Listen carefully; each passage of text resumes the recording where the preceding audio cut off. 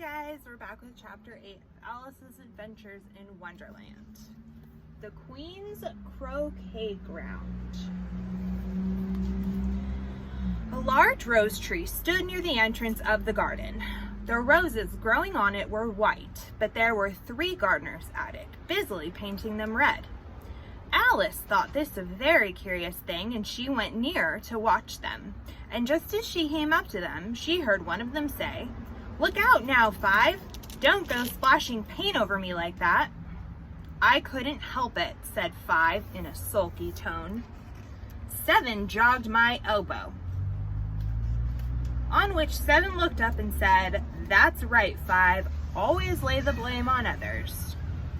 "You'd better not talk," said 5. "I heard the Queen say yesterday, you deserve to be beheaded." "What for?" said the one who had first spoken. "That's none of your business, 2, said 7. "Yes, it is his business," said 5, "and I'll tell him. It was for bringing the cook tulip roots instead of onions." There's 7. 7 flung down his brush and had just begun. Well, of all of the unjust things, when his eye chanced to fall upon Alice, as she stood watching them, and he checked himself suddenly. The others looked round also, and all of them bowed low. "Would you tell me, please," said Alice a little timidly, "why you are painting those roses?" 5 and 7 said nothing, but looked at 2. 2 began in a low voice, "Why, the fact is, you see, miss, this here ought to have been a red rose tree, and we put a white one in by mistake. And if the Queen was to find out, we should all have our heads cut off, you know. So you see, miss, we're doing our best before she comes to..." At this moment, 5, who had been anxiously looking across the garden, called out, "The Queen! The Queen!" And the 3 gardeners instantly threw themselves flat upon their faces. There was the sound of many footsteps, and Alice looked round, eager to see the Queen. First came 10 soldiers carrying clubs. These were all shaped like the 3 gardeners, oblong and flat, with their hands and feet at the corners. Next to the 10 courtiers, these were ornamented all over with diamonds, and walked 2 and 2, as the soldiers did. After these came the royal children. There were 10 of them, and the little dears came jumping merrily along, hand in hand, in couples. They were all ornamented with hearts.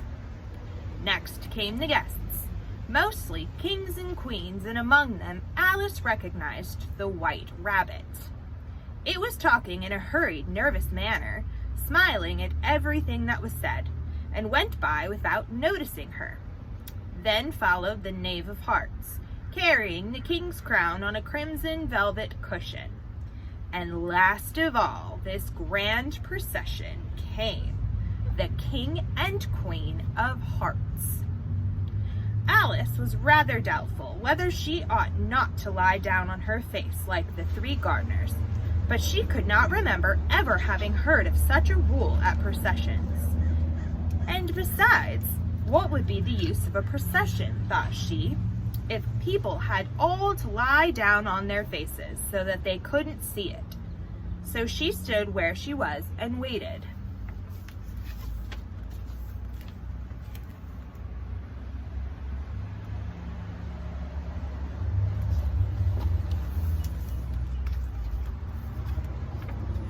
When the procession came opposite to Alice, they all stopped and looked at her.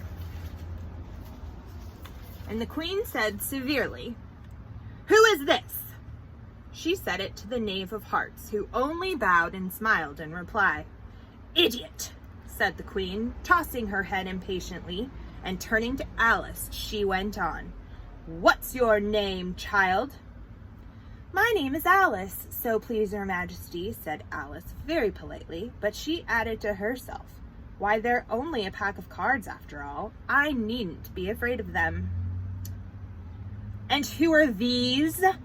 said the Queen, pointing to the 3 gardeners who were lying round the rose tree. For you see, they were lying on their faces and the pattern on their backs were the same as the rest of the pack. She could not tell whether they were gardeners or soldiers or courtiers, and three of her very own children. How should I know? Said Alice, surprised at her own courage. It's no business of mine. The queen turned crimson with fury, and after glaring at her for a moment like a wild beast, began screaming, "Off with her head! Off!" "Nonsense," said Alice, very loudly and decidedly, and the queen was silent. The king laid his hand upon her arm and timidly said, "Consider, my dear, she is only a child." The queen turned angrily away from him and said to the knave, "Turn them over." The knave did so, very carefully, with one foot. "Get up," said the queen in a shrill, loud voice, and the three gardeners instantly jumped up and began bowing to the king, the queen, the royal children, and everybody else. "Leave off of that," screamed the queen. "You make me giddy." And then, turning to the rose tree, she went on, "What have you been doing here?" There's the knave turning them over. "May it please your majesty," said two in a very humble tone, going down on one knee as he spoke. "We were trying—" "I see," said the queen, who had meanwhile been examining the roses. "Off with their heads!" And the procession moved on, three of the soldiers remaining behind to execute the unfortunate gardeners, who ran to Alice for protection. "You shan't be beheaded," said Alice, and she put them into a large flower pot that stood near. The three soldiers wandered about for a minute or two, looking for them, and then quietly marched off after the others. "Are their heads off?" shouted the queen. "Their heads are gone, if it please your majesty," the soldiers shouted in reply. "That's right," shouted the queen. "Can you play croquet?" The soldiers were silent and looked at Alice, as the question was evidently meant for her. "Yes!" shouted Alice back. "Come on, then!" roared the queen, and Alice joined the procession, wondering very much what would happen next. It's a very fine day," said a timid voice at her side. She was walking by the white rabbit, who was peeping anxiously into her face. "Very," said Alice. "Where's the Duchess?" "Hush, hush," said the rabbit in a low, hurried tone. He looked anxiously over his shoulder as he spoke, and then raised himself upon tiptoe, put his mouth close to her ear, and whispered, "She's under sentence of execution." "What for?" "Did you say—" "What a pity!" the rabbit asked. "No, I didn't. I don't think it's at all a pity. I said, what for?" "She boxed the queen's ears," the rabbit began. Alice gave a little scream of laughter. "Oh, hush," the rabbit whispered in a frightened tone. "The queen will hear you. You see, she came rather late, and the queen said—" "Get to your places!" shouted the queen in a voice of thunder, and people began running about in all directions, tumbling up against each other. However, they got settled down in a minute or two, and the game began. Alice thought she had never seen such a curious croquet ground in all of her life. It was all ridges and furrows. The croquet balls were live hedgehogs, and the mallets live flamingos. And the soldiers had to double themselves up and stand on their hands and feet to make the arches.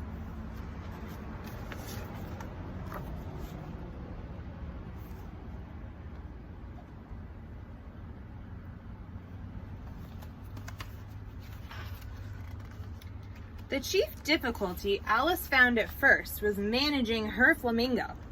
She succeeded in getting its body tucked away comfortably enough under her arm with its legs hanging down, but generally, just as she had got its neck nicely straightened out and was going to give the hedgehog a blow with its head, it would twist itself round and look up in her face with such a puzzled expression that she could not help bursting out laughing. And when she had got its head down and was going to begin again, it was very provoking to find that the hedgehog had unrolled itself and was in the act of crawling away. Besides all this, there was generally a ridge or a furrow in the way wherever she wanted to send the hedgehog to, and as she doubled up, soldiers were always getting up and walking off to other parts of the ground. Alice soon came to the conclusion that it was a very difficult game indeed. The players all played at once without waiting for turns, quarreling all the while, and fighting for the hedgehogs, and in a very short time the queen was in a furious passion, and went stamping about, and shouting, "Off with his head! Off with his head!" about once every minute. Alice began to feel very uneasy. To be sure, she had not, as of yet, had any dispute with the queen, but she knew that it might happen any minute. And then, thought she, what would become of me? They're dreadfully fond of beheading people here. The great wonder is that there's anyone left alive. She was looking about for some way of escape and wondering whether she could get away without being seen, when she noticed a curious appearance in the air. It puzzled her very much at first, but after watching it a minute or two, she made it out to be a grin, and she said to herself, "It's the Cheshire Cat. Now I shall have somebody to talk to." "How are you getting on?" said the cat, as soon as there was mouth enough for it to speak with. Alice waited until the eyes appeared, and then nodded. It's no use speaking to it, she thought, till its ears have come, or at least one of them. In another minute, the whole head appeared, and then Alice put down her flamingo and began an account of the game, feeling very glad that she had someone to listen to her. The cat seemed to think that there was enough of it now in sight, and no more of it appeared. "I don't think they play fairly at all," Alice began in rather a complaining tone, "and they all quarrel so dreadfully one can't hear oneself speak, and they don't have any rules in particular. At least if there are, nobody attends to them. And you've no idea how confusing it is, all the things being alive. For instance, there's the arch I've got to go through next, walking about at the other end of the ground. And as I should have croqueted the queen's hedgehog just now, only it ran away when it saw mine coming." "How do you like the queen?" said the cat in a low voice. "Not at all," said Alice. "She's so extremely—" Just then, she noticed that the queen was close behind her, listening, so she went on, "Likely to win, that it's hardly worthwhile finishing the game." The queen smiled and passed on. "Who are you talking to?" said the king, coming up to Alice and looking at the cat's head with great curiosity. "It's a friend of mine, a Cheshire Cat," said Alice. "Allow me to introduce it." "I don't like the look of it at all," said the king. "However, it may kiss my hand, if it likes." "I'd rather not," the cat remarked.